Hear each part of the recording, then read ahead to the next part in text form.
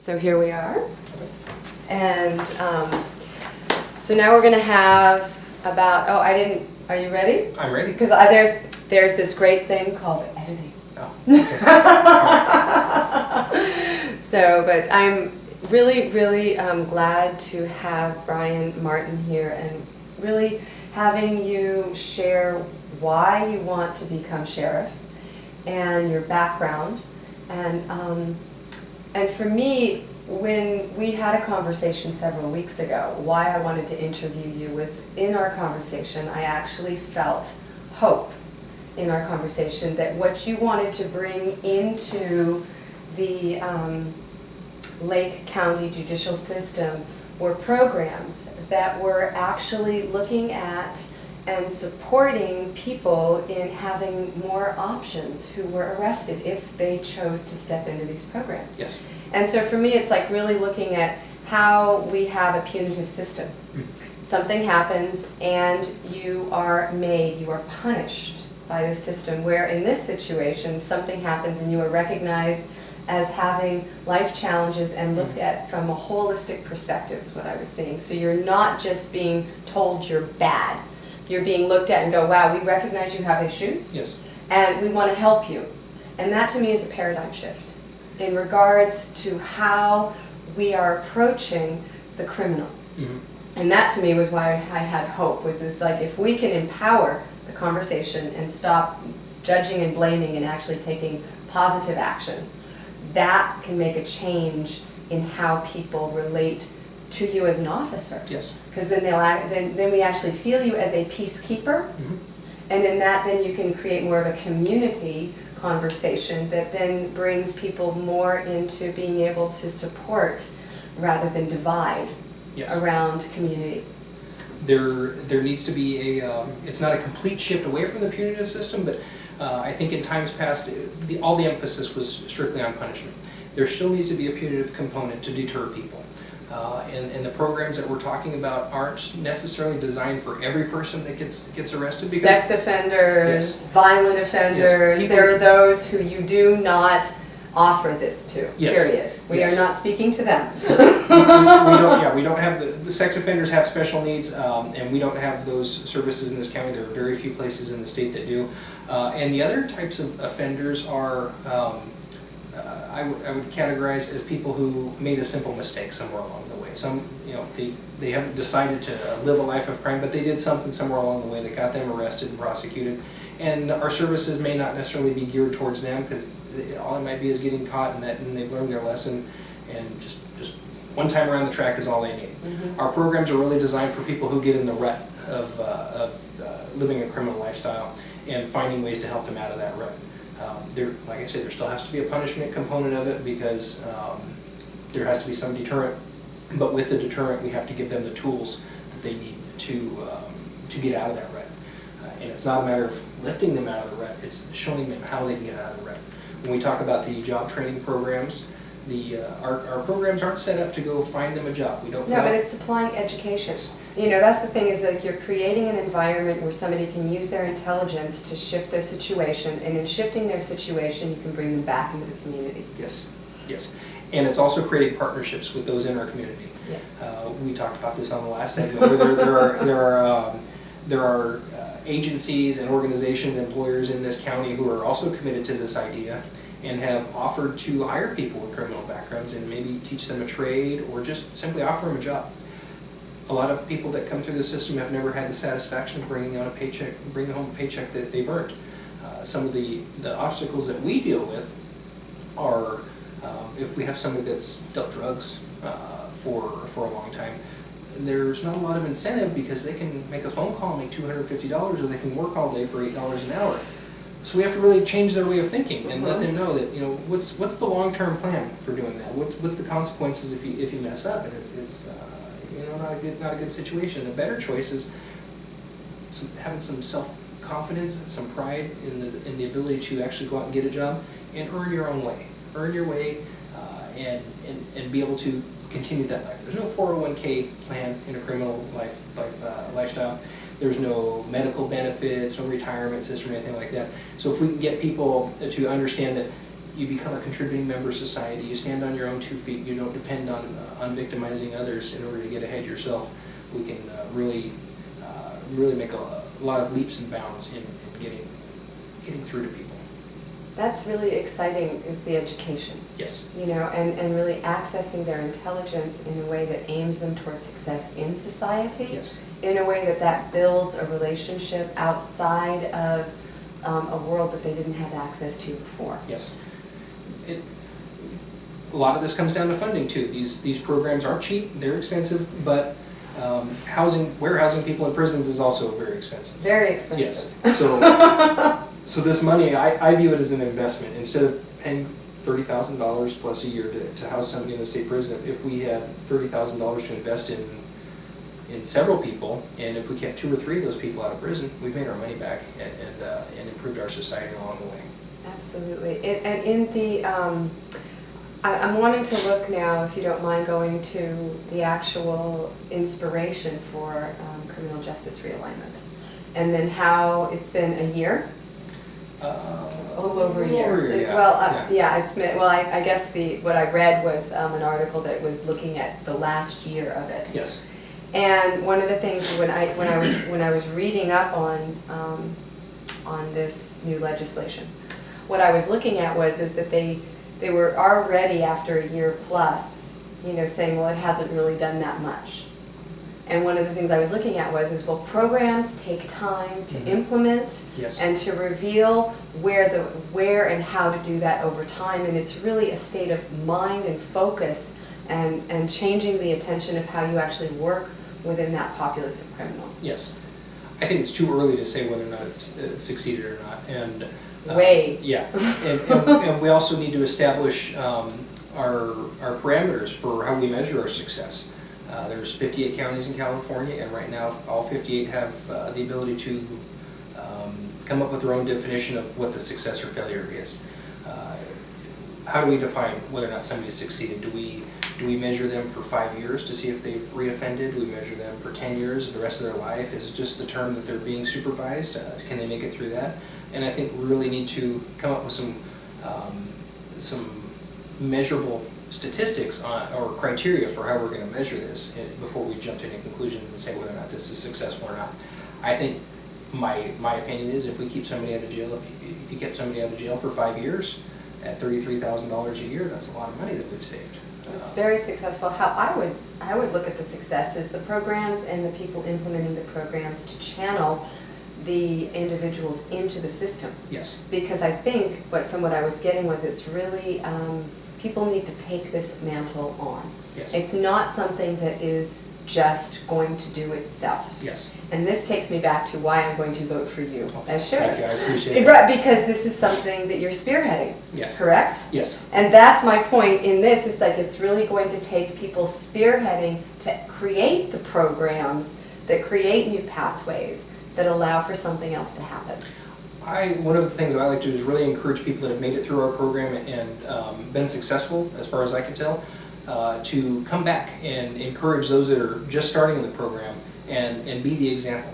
I can get up there and talk all day long. We have people that have been in and out of jail, and I can get up there and talk and say how important it is to have a job and be a contributing member of society.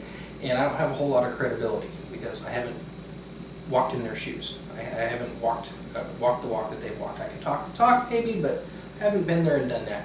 So to take somebody that's been through the program, completed it, gone on, gotten a job, remained substance-free if they had a substance abuse problem, or alcohol-free if they've had an alcohol problem, and maintained employment and not been arrested, to come back and say, look, this is what it can do for you, this is how it can change your life, it changed mine.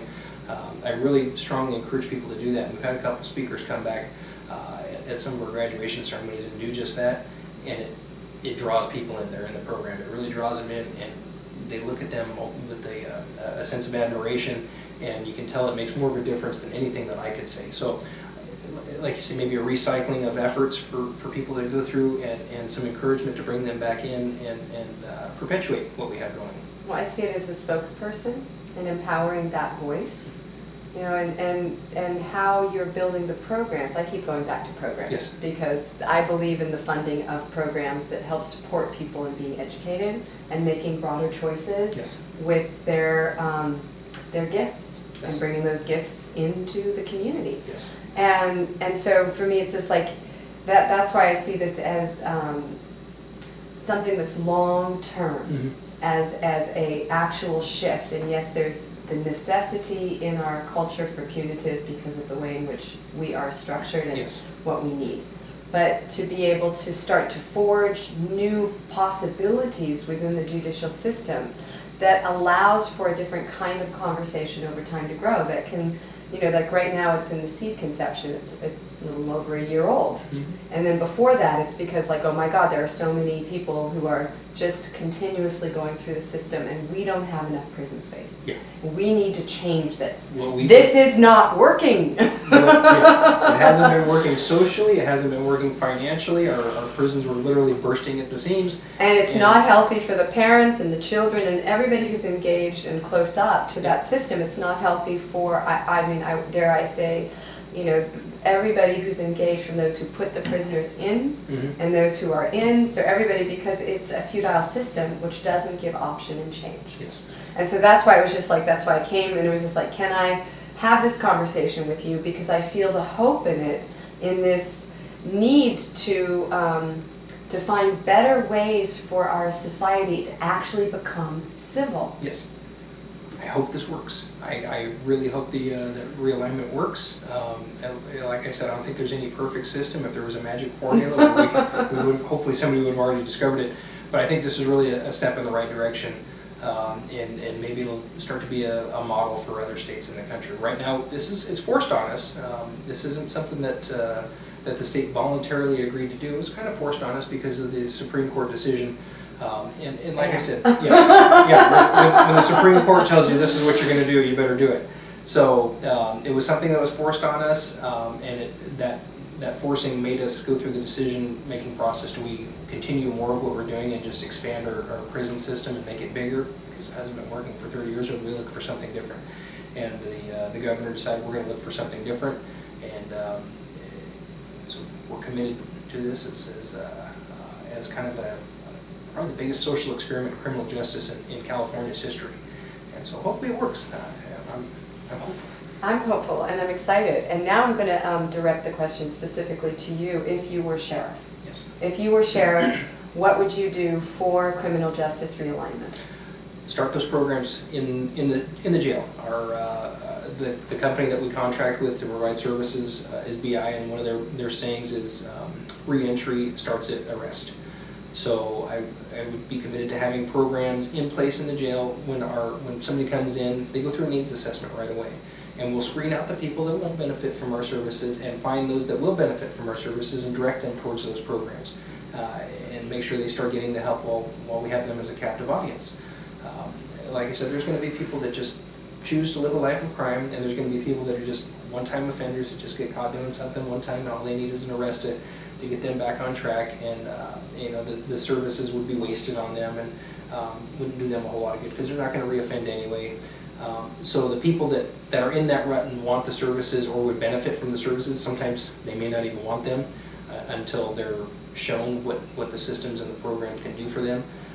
Identify them while they're in custody and start those programs before they're released. It'll give them a head start on the programming when they get out, and I think that would go a long way to increasing their likelihood of success. Absolutely. So is this different than what is already in place now? Yes. The current sheriff's reaction to realignment was to remove the JEEP program, and JEEP stands for Jail Education Employment Program, in order to make more bed space for the offenders that were going to be coming here from the state prison system. So he removed it? Yes. Does that sound like criminal justice realignment? No. No. I think he removed it without, based on inexperience and a kind of a knee-jerk reaction to this, and not really embracing the long-term goals of realignment. And he's currently taking steps to try to undo that. He's working in contract negotiations with BI to try to get those programs back in the facility, which is necessary for some funding that's out there for some jail expansion. So what To me, that motivation is more so they can get the funding for the jail expansion rather than an embracing of the idea of realignment. Having worked with this firsthand, I wouldn't have the programs in place simply to get the money to expand the jail. I embrace these programs because I think they work. I don't pretend like they work for everybody, but I think that they work for enough people that it's worth putting the time and effort into. What I feel is that there are those who are, dare I say, they're attached to the old way. Yes.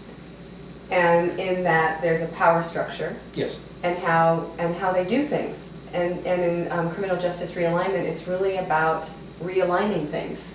And that realignment process can be challenging for those who are used to doing it a certain way.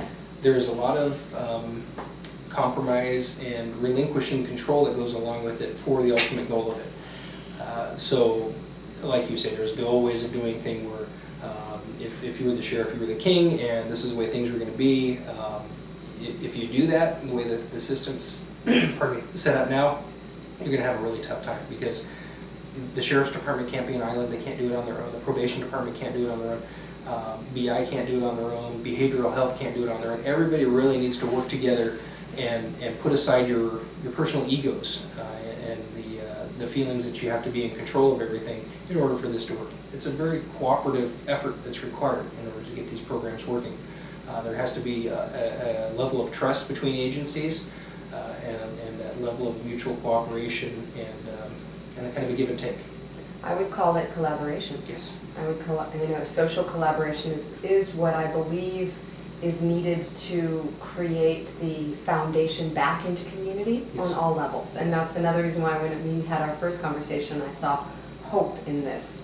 And part of that is looking at how, when you put a person in a position of power, how sometimes those individuals like to be, you use the word king, like to be the bottom line, yes. like to be in that position. And I feel like culturally that has been supported by the way in which things have worked.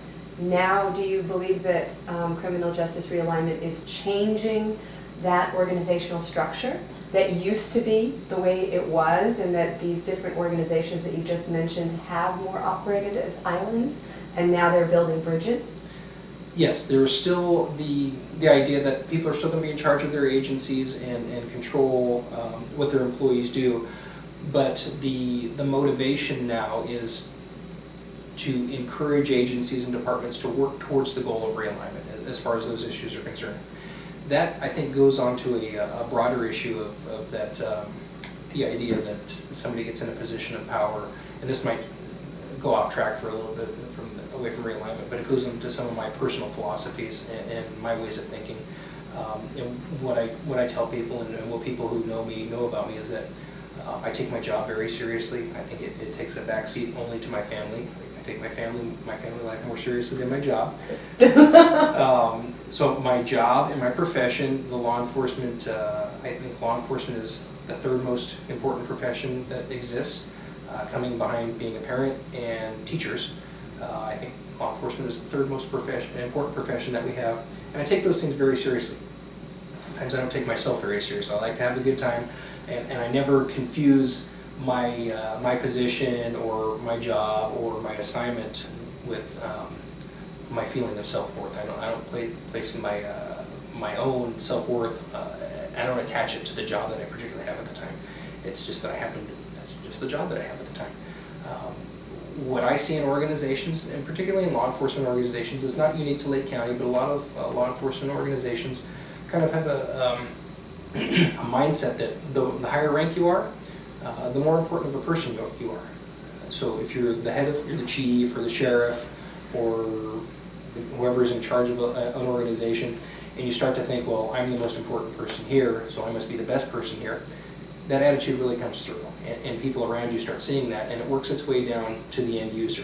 So you might have a chief that thinks I'm the greatest person because I'm highest ranking, and then the captains look at him and go, well, he's really important, he outranks me, so he must be more important than me, but I'm more important than these other people that work for me, and that trickles its way down until it gets all the way down to the bottom, and you might have a police officer, deputy sheriff on the street, and they're brought into this culture where your value as a person, your self-worth is directly attached to the rank that you hold. And they start to look around and go, well, I'm the lowest ranking person in this department. I got to be more important than somebody. I must be more important than the people I deal with on the street. And I think when people have bad experiences with cops, and they go, well, he treated me bad. She made it feel like I wasn't as good as she was. I think that might be a result of that way of thinking in the organization.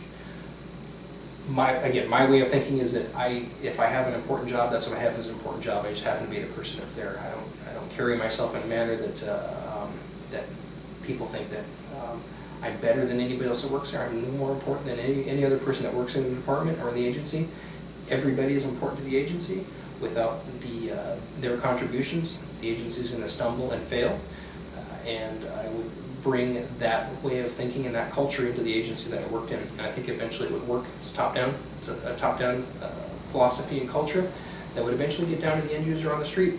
And I would hope that our deputies or officers that were out on the street would start to reflect that and make themselves more presentable.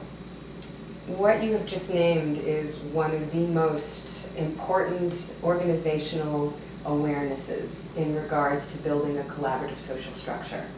That, for me, it is key when you have leaders. Those leaders recognize the value and equality of every member within the social system. Yes. That creates respect and the ability to give from a place of value. Mm-hmm. And then you can honor and really support people in being in their authority. Yes. Versus authoritarian. Yes. And what you speak to is I feel like the renaissance of really cultivating leadership that will hand somebody leadership who is able to sing that song. Yes. And if they sing the other song, my desire is to not hand them leadership. Because I believe that it is the song of the leader that moves through the collective. And when you are able to actually foster collaborative social dynamics by honoring and valuing every individual for whatever role they play, it gives people more and more respect, and there is a huge trickle around system. Yes. It trickles all over the place, and if you have a repressive system in which has a hierarchy where people are standing on top of each other, it creates repression. Yes. And that is, I believe, why, once again, I sit here with you with hope. Oh, there's a lot of, that's one of those things that's a whole lot easier to sit across the table from you and talk about. But when I think about what my plans are for actually implementing that, I've worked at a lot of agencies. I've worked with a lot of different agencies, and I've seen how things work well at other agencies and my own agencies, and how things don't work well at other agencies and my agencies. And one of the common, one of the common denominators in agencies with poor morale is mistreatment of its employees. Our employees are our most important asset. We can break a car. You can destroy your radio and you get a new one. But when you start treating people bad, they're not going to work well for you. So start treating people fairly. I went to management school, and my project was on evidence-based discipline. And when people think discipline, particularly in the law enforcement field, they really have some negative connotations. Everybody equates discipline with punishment. Like, you did something wrong, you're going to get punished. And that's just the culture in law enforcement. Discipline to me is the act of encouraging people or getting people to do what you want in the way you want them to do it. And sometimes, just like in Criminal Justice Realignment, sometimes you have to punish people to get that done. But other times, there's more effective tools for getting people to do what you want. Positive praise. One of the principles of leadership and counseling that I impart on people that work for me, supervisors that work for me, is if you want to come with me with a negative write-up for somebody, you better have 5 good write-ups for other people or that person. Because I guarantee you that for every bad thing that you see, there's at least 5 other people that are doing their job properly. And that's what you want. You want people to do their job properly. You're not going to get those other 5 people who continue to do their job properly by punishing this person who didn't do their job right. You're going to get them to continue to do their job properly by acknowledging it. In government work, we can't get bonuses, we can't send people on vacations. The only thing we can do is a little bit of acknowledgement and some recognition. Public praise, and you will encourage that type of behavior, and you will discourage the other type of behavior. People tend to do what is rewarded and acknowledged. It's so true. Yes. and to actually have that built into leadership is, I believe, what actually does create healthy organizational structures. Yes. Without that kind of concept of positive support and working within an organization to build outwards rather than the other, which is, well, there's a lot of, I'm going to go back just for 1 second around the power dynamics that undermine people and actually being able to feel good in their job, and how that has an impact on everyone versus when you're empowered and you're praised and you're being given an opportunity to show up, and also feedback in general, just feedback in general, versus being, I mean, the word squashed or attacked for who you are. I mean, there's just so, I mean, in the organizational structure, when you're dealing with people and you have a boss who is reprimanding an employee, and how that then moves down the line. Yes. Or if you have a situation where people don't have the opportunity to speak out against injustice within a system, any system, it creates an implosion that undermines people's productivity. Yes. And so in leadership, it's like, how do you actually empower leadership? So it's not only, you know, criminal justice realignment, it's actually alignment on how to create right relationship in the organizational structure that empowers people to work together in a way that supports the end result and the goals of their job. You spend a third of your life at work. So you want to spend, and probably about half of your waking hours at work. So in recognition of that, I think it's the responsibility of the leadership to make it a good place to be, so people want to be there.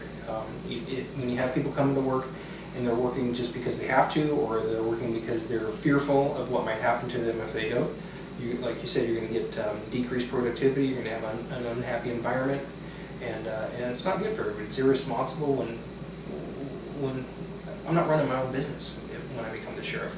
I'm running the taxpayer business, and so I feel that there's an obligation to make the best use of their money and create an organization where people are as productive as they can be, and like I said, there's no bonuses, so you need to create an environment where people feel respected. They're there to work because they want to work and they want to make a positive difference, not just simply show up and avoid getting in trouble. The disciplinary process, there are times when people do need to be punished.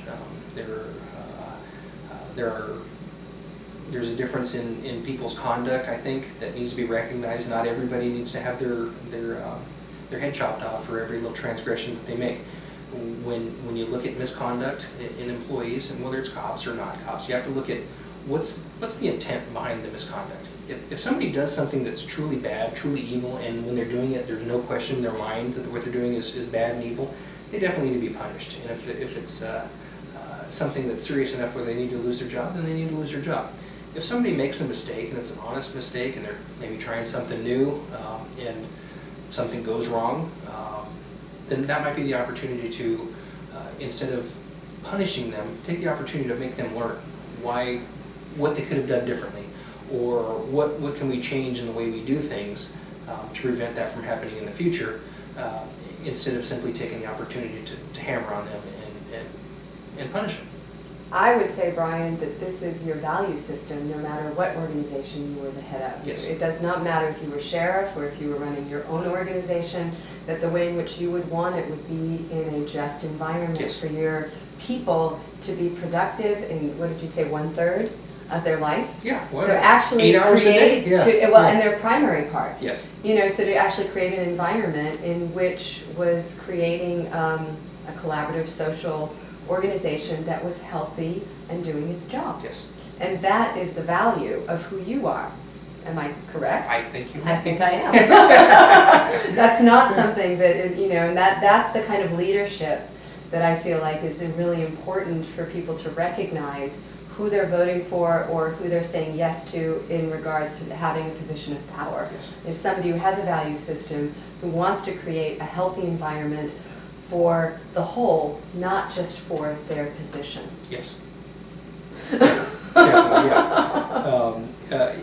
And I think that will go a long way towards facing the challenges that we face in our county.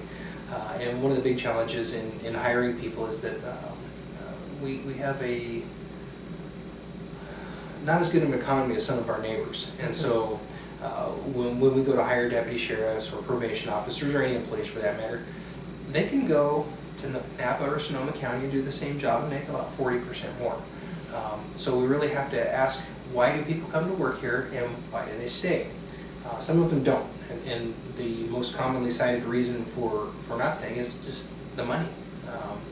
But the people that do stay are truly vested and invested in our county and enjoy working here. And so when it comes to the point where it's no longer enjoyable to work there, then you start looking somewhere else, and that's not good for us. So I can't control.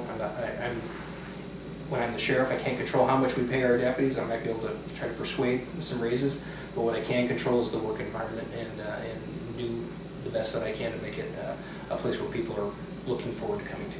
That is so wonderful. Is there any last thing that you would like to share in regards to your vision for the future? I have long-term plans. I think this first year and a half or so that we've been in realignment is the tip of the iceberg. I think it's going to be here for a long time, and with that I see years down the road there's going to be some regionalization efforts going on.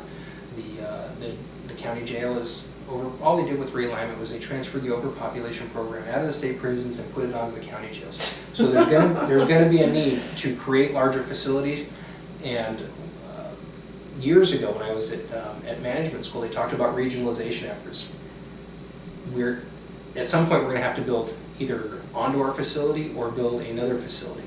And I think the regionalization efforts are going to come when we're going to spread our partnerships out to neighboring counties, and we might build a regional correctional facility or holding facility that serves our neighbors in Mendocino and Humboldt or Sonoma and Napa, where the agencies, the counties come together and contribute money and resources because they're facing the same problems we are with the overpopulation. And these facilities, I envision, will be designed and engineered and built around the requirements of realignment. So instead of a simple warehouse for prisoners, we're going to have areas set up for programming. We're going to have places set aside for computer skills training or vocational training or simple education programs. And so, like I said, those are the things that I think are on the long-term horizon that are going to be the result of realignment down the road. That sounds so good, to create more environments for healthier ways of educating the individuals who go in to support them in coming out better people. Yeah, we're not going to we're not going to go back to the days of simply warehousing people. There are people that need to be warehoused, but we've proven without a shadow of a doubt that system does not work. It does not work. It does not work. Yeah. So, well, thank you so much. Thank you for having me. I appreciate the opportunity. I am so glad that we had this time with Brian, and I'm just really, really glad that we did this. Thank you. Thank you. All right. Click.